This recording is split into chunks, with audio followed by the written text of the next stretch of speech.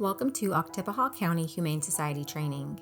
The Oktibbeha County Humane Society, or OCHS, is a nonprofit organization dedicated to promoting domestic animal welfare through many programs such as pet adoption, low-cost spay and neutering, OCHS Express, and humane education. Volunteers like yourself are a crucial part of OCHS's ability to fulfill their mission each and every year. During this training, we will walk through some simple but necessary tasks that will be performed while volunteering with OCHS. The instructions provided today will ensure the safety of the animals as well as yourself. By the end of this training video, you should be able to do all of the following: list check-in procedures, describe the responsibilities and priorities of a volunteer, describe cat land procedures, list the procedures for removal and returning a dog to the kennel. Now let's get started. Before arriving at OCHS, confirm you have the right day and time for your volunteer hours. Make sure you are wearing closed-toed shoes, your volunteer shirt, and clothes that you can get dirty. When you arrive at OCHS, you should leave important personal items in your car if possible. You should then show your volunteer ID card to the office staff. Once you've done this, you can sign in and sanitize your hands before entering the animal areas. Now you can select a volunteer vest to wear. After putting on your vest, check the volunteer information board. Once you know what needs to be done at OCHS, you can place any personal items that you weren't able to leave in your car in the volunteer's personal items bin provided. Now that you're ready to interact with animals, you need to learn about them. Each animal at OCHS has a shelter ID card, like shown here. This card will provide the animal's name, the age they were when they arrived at OCHS, the date they arrived at OCHS, the breed of the animal, as well as other information. Animals under 6 months of age are treated differently, so make sure you're able to determine an animal's age as of the day you are volunteering at OCHS. Let's review an example. The age of an animal equals age at intake plus the time until the date you volunteer. Snowball was 3 years, 4 months, 3 weeks on 3/26/21. And if you volunteered on 7/1/21, then Snowball would be 3 years, 7 months, 3 weeks on the day of your visit. Now that we know how to calculate any animal's age, let's walk through cat land procedures. Getting cats acclimated to play, petting, and cuddling is an important part of their preparation to be adopted. As you enter Catland, close the door behind you. This will keep all of our cuddly cats safe.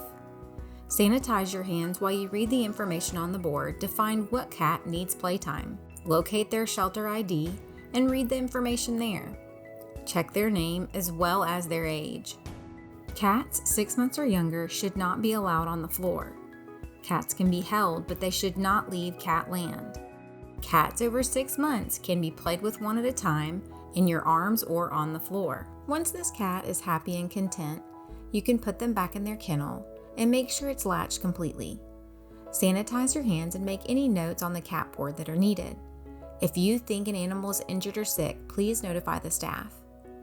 It's very important to sanitize between each cat you play with. This will help prevent the spread of any illness. Now that you're sanitized, you can move on and play with other cats. Continue to play and sanitize and make notes as long as your volunteer time allows. Sanitize one final time before leaving Catland. Please make sure to close the door behind you. We want to keep our furry feline friends safe.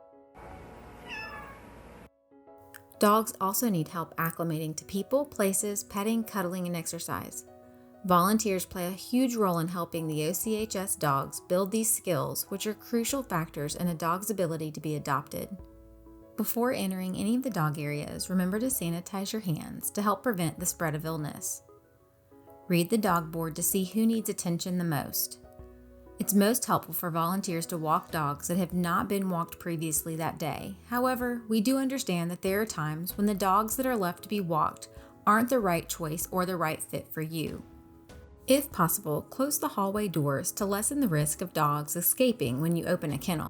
Check the dog board to see who's been walked recently and who may need attention and may need time to play. Check your dog's shelter ID card. Determine the dog's age to make sure it's at least 6 months old or older. Dogs less than 6 months cannot be walked or taken out. We'll talk about that in a few moments. It's a good idea to know the name, breed, and how long the dog has been in the shelter. Now let's walk through the steps of removing a dog from a kennel.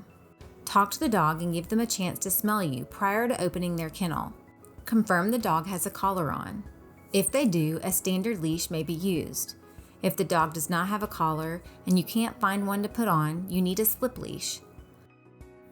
If only one dog is present, slowly open the kennel door just enough to reach the dog and attach the leash. Or squeeze yourself inside and close the kennel door. Attach the leash to the collar before removing the dog from the kennel and wrap the leash around your wrist. Make sure the kennel door is closed tightly before taking the animal outside. If 2 or more dogs are present within the kennel, it is best to have another person help you. One person can enter the kennel and hold a dog that's not being walked, while the other person performs the same procedures as with one dog, attaching the leash to their collar and having them exit the kennel. Once this dog that's being walked has exited the kennel, the other dog can be closed back inside. You can also use the partition at the back of the kennel to separate the 2 dogs in order to get the dog that you need to walk out. Now that you have a dog that you're ready to walk or play with, remember, only dogs from the same kennel may be walked together or put in a play yard together.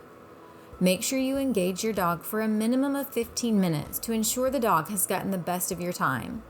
Avoid contact with another dog in the hallway or outside unless they are from the same kennel.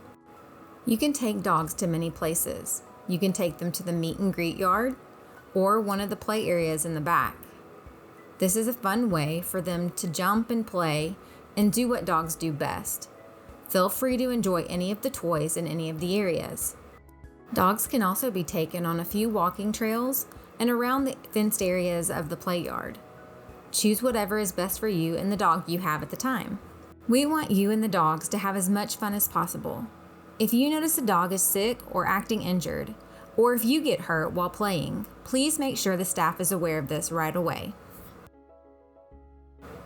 Remember, you get to pick the dog that's the best match for you.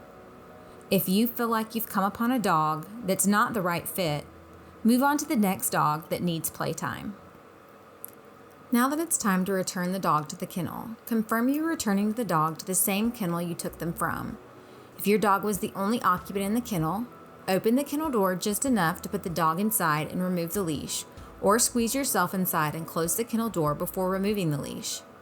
If your dog shares a kennel, it's best to have another person help you return the dog. Have one person exit and go around to the back of the kennel. Have them call the dog inside the kennel to the back. Close the partition so you've separated the 2 sides of the kennel. Now you can return the dog to the front of the kennel. Open the kennel door, put the dog inside, and latch it tightly. Now that this dog has been safely returned, the partition can be opened and the friends can be together again. Now you should sanitize your hands and update the whiteboard with information on the dog you were playing with. This will help staff and volunteers know who to help next. Dogs 6 months or younger cannot be taken for walks or to the play yards. Puppies must be wrapped in a clean towel and taken to the front waiting area to be met. In the waiting area, the potential family may hold the puppy within the towel in their arms or on their laps. The puppy should not be placed on the floor. Once the potential family is done with their visit, the puppy should be taken back to its kennel. Once the puppy is safely back in its kennel, you should then take the dirty towel to the laundry room to be cleaned. Then sanitize your hands. If you have time to walk another dog, sanitize your hands and go through the same steps you did previously. If you're finished for the day, place your vest in the dirty laundry. Don't forget to collect your personal items that are in the volunteer tub prior to leaving. Make sure to sign out on the volunteer log and sanitize your hands one last time before leaving.